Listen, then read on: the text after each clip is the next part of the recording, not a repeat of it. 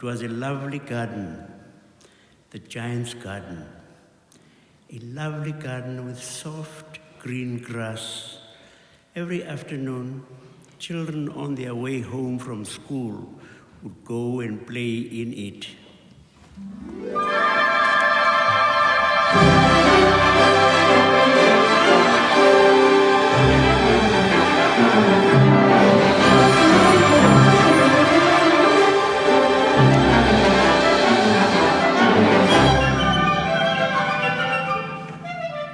Birds crowded the trees like rowdy tenants, yet sang so sweetly that the children stopped their games in order to listen to them.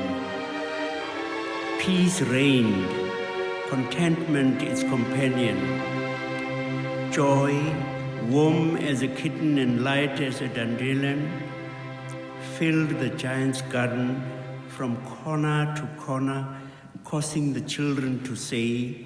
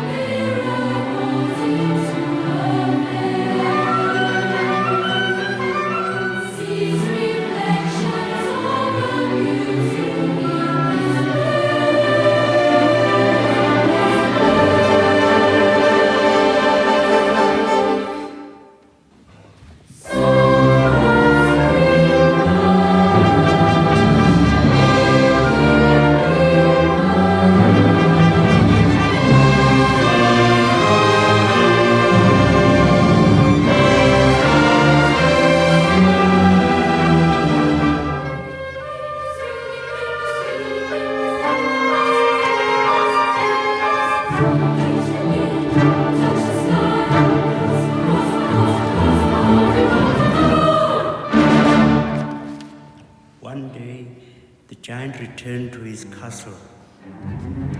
He had been to visit a distant friend, and after only 7 years, had said all that he had to say, for his conversation was limited. When he arrived, he saw the children playing in his garden. An inexplicable anger welled up inside him. What are you doing here? He cried, and the frightened children ran away. What's mine is mine. What's mine is mine, and mine alone. My hasn't been taken for others. Naughty children and difficult mothers. Just a few things I can call my own. Taking's not stealing. A book my parents style. That which I possess, I've only borrowed for a little while. This garden's mine,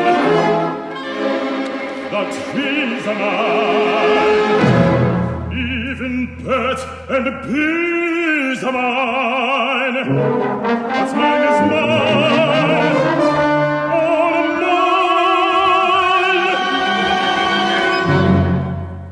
Immediately he set about building a high wall round the garden and put up a notice board bearing the words, "Trespassers will be prosecuted.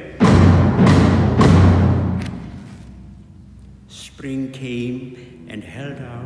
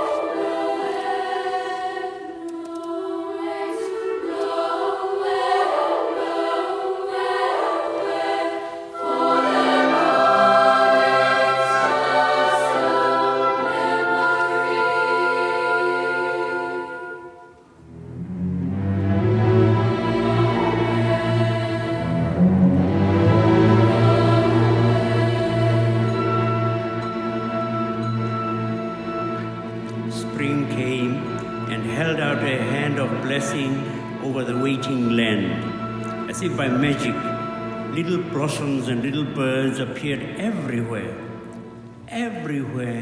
by the garden of the selfish giant, for there it remained winter. I cannot understand why the spring is so late in coming, said the giant. Surely she will soon be here. But the spring never came, nor the summer, nor the autumn. The only ones who enjoyed it were the snow and the frost.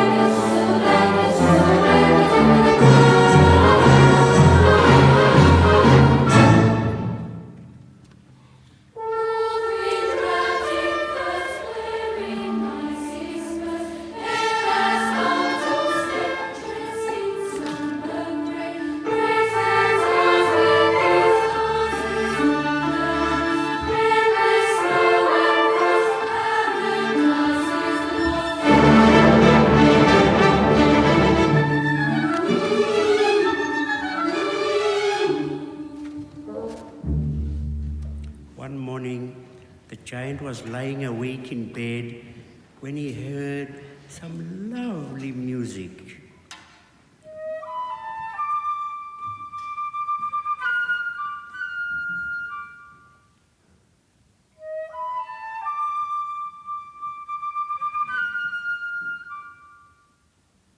It was only a little bird singing outside his window, but it was so long since he had heard any singing in his garden that it seemed to him to be the most beautiful music in all the world.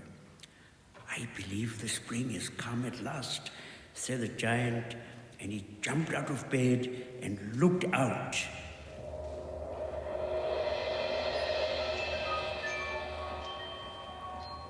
A most wonderful sight met his eyes. Through a little hole in the wall, the children had crept in and were sitting in the branches of the trees.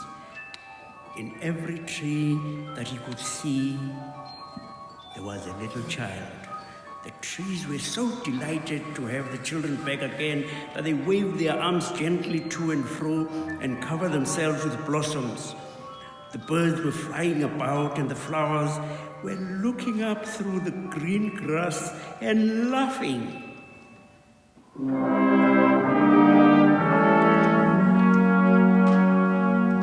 Only in the farthest corner, it was still winter.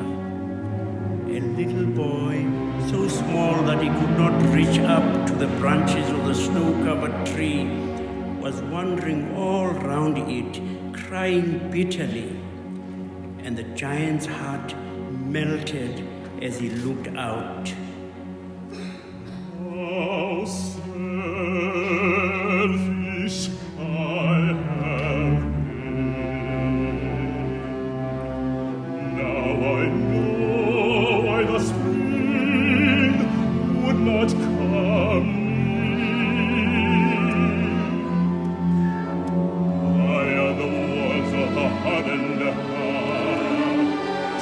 How blind the eyes in which the light of compassion has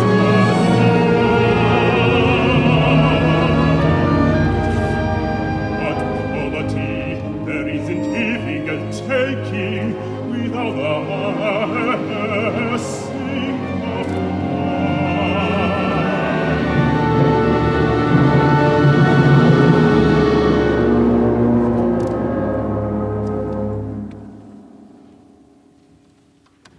I will put the poor boy on the boy of a tree.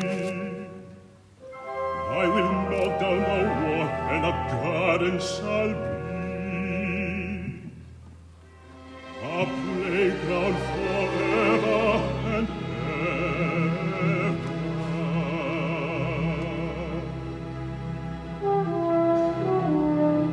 The giant crept downstairs and went quietly into the garden. But the terrified children ran away, and the garden became winter again. Only the little boy did not run, for his eyes were too full of tears to see the giant coming. The giant stole up behind him, took him gently in his hand, and put him up into the tree.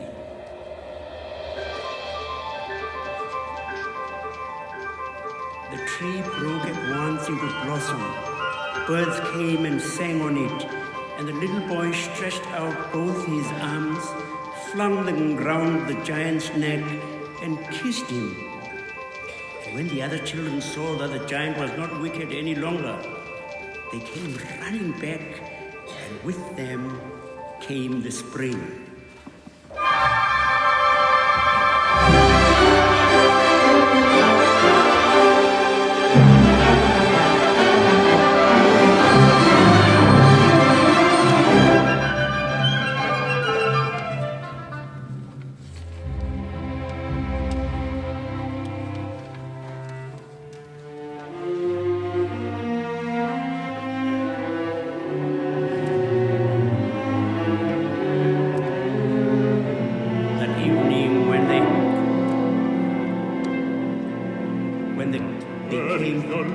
Companion, the boy I put into the tree.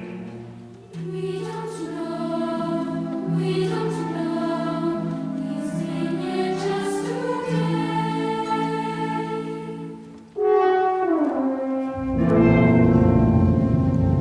Do you think he will be here tomorrow? The boy I put out in the tree.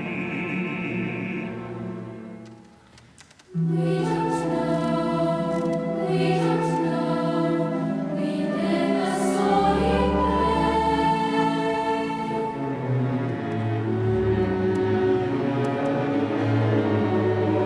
Oh, how I would like to see him,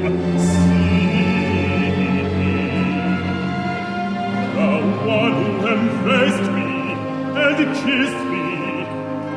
Embrace me and kiss me. Would you ask him to come to my garden?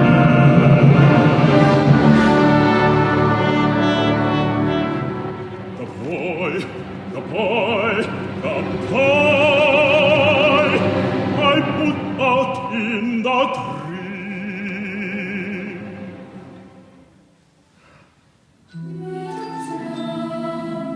We don't know, we think he's far away.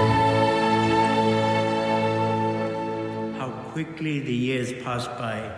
The giant grew old and feeble, and was no longer able to join the children in their games. Instead, he sat in his huge armchair and watched them play. "I have many beautiful flowers," he said, admiring his garden, "but the children are the most beautiful flowers of all."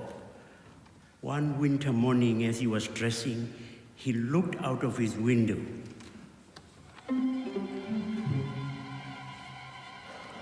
Suddenly, he rubbed his eyes and looked, for in the farthest corner of the garden was a tree quite covered with lovely white blossoms, and underneath it stood the little boy he had loved. In a burst of great joy, the giant ran downstairs, out into the garden, and across the grass.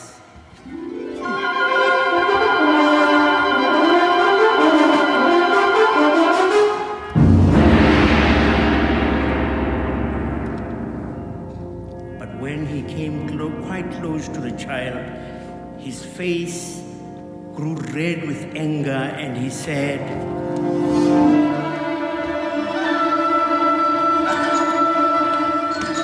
"Who has dared to do thee?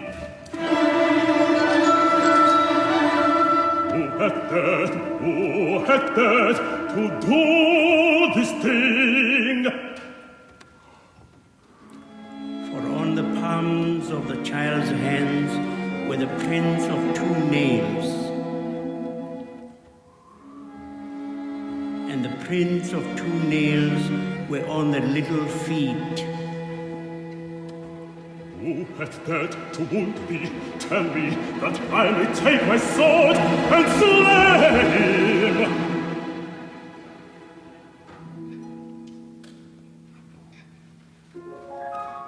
Nay, these are the wounds of love. These are the wounds of love. Of love.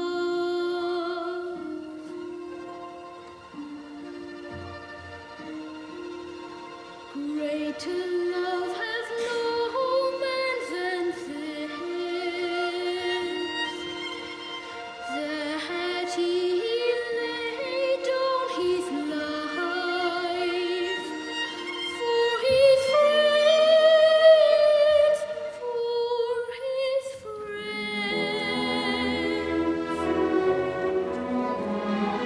And a strange awe fell on the giant, and he knelt before the little child. Who art thou?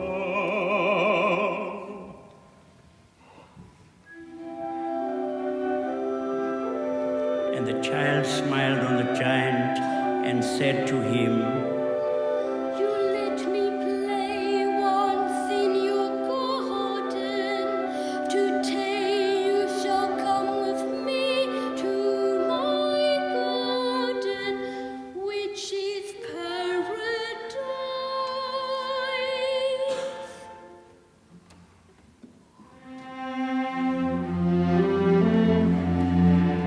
When the children ran in that afternoon, they found the giant lying dead under the tree, all covered with white blossoms. And as they stood there, the sweetest music filled the air and drove the sadness from their hearts.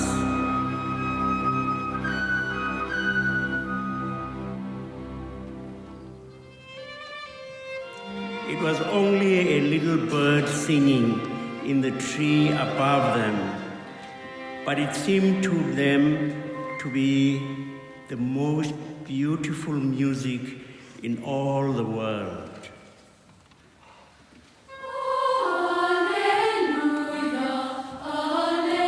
Alleluia.